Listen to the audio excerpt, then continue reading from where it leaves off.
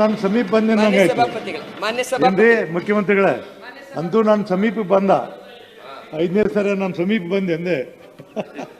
ನಾನು ಸಮೀಪ ಸಭಾಪತಿಯವರೇ, ನಿಮ್ಮ ರೆಕಾರ್ಡ್ ಅನ್ನ ಮುರಿಲಿಕ್ಕೆ ಬಹಳ ಇನ್ನೂ ಎಷ್ಟು ವರ್ಷಗಳಾಗಬೇಕೋ ಗೊತ್ತಿಲ್ಲ. ಈಗಂತೂ ಸದ್ಯಕ್ಕೆ ಸಾಧ್ಯ ಇಲ್ಲ. ಯಾಕಂತಂದ್ರೆ ಇನ್ನೂ ಒಂದ್ಸರಿ ನಿಲ್ಬೋದು, ನೀವು ಹೇಳಕ್ಕಾಗೋದಿಲ್ಲ. Thank you.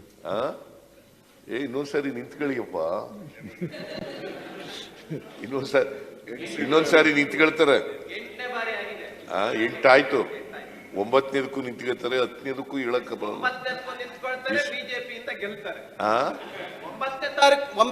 ನಿಂತ್ಕೊಳ್ತಾರೆ. ನಮ್ಮ ಪಾರ್ಟಿಯಿಂದನೇ ಗೆದ್ದಿರೋದು, ಮತ್ತೆ ಗೆಲ್ತಾರೆ.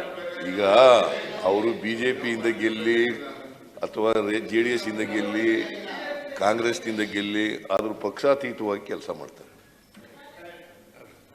ಪಕ್ಷಾತೀತವಾಗಿ ಆ ಚೇರ್ನಲ್ಲಿ ಕೂತ್ಕೊಂಡು ಕೆಲಸ ಮಾಡ್ತಾರೆ.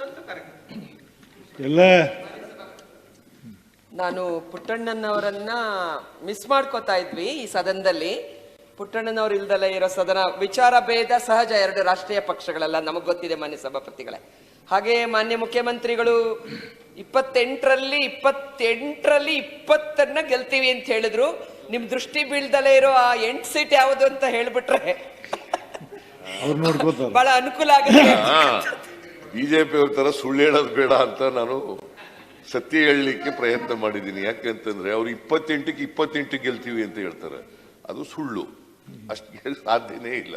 ನಾನು ಅದಕ್ಕೆ ನಮ್ಮ ಶಕ್ತಿ ಆಧಾರದ ಮೇಲೆ ನಾವು 20 ಕನಿಷ್ಠ 20 ಗೆಲ್ತೀವಿ ಅಂತ ಹೇಳಿದ್ದೀನಿ ಅಷ್ಟೇ.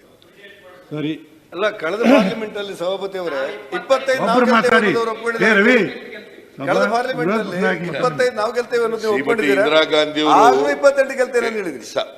ಕೇಳಿ, ಸ್ವಲ್ಪ ಕೂತ್ಕೊಳ್ಳಿ ಪೂಜೆ.